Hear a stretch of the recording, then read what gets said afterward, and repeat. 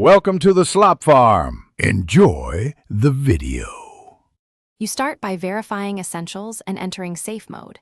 You need the latest GPU driver installer and a recovery option ready. This prevents driver conflicts.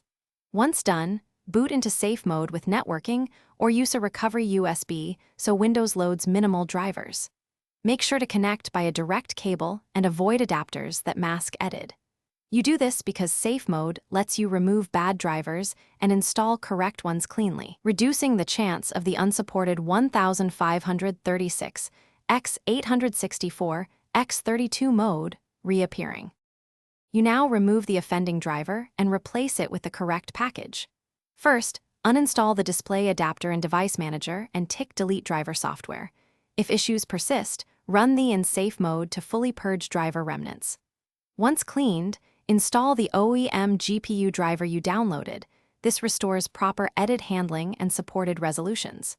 After installation, reboot into normal mode and inspect the display settings. You do this because a fresh driver ensures the GPU reports valid modes, like 1536x768, or you finish by creating or confirming a working resolution and applying final checks.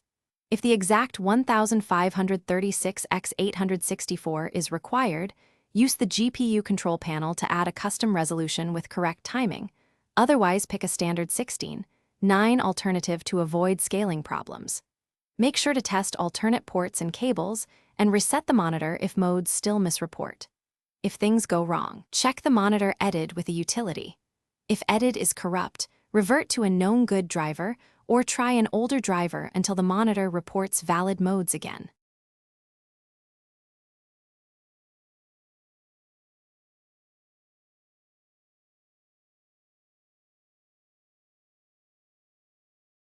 Thanks for watching.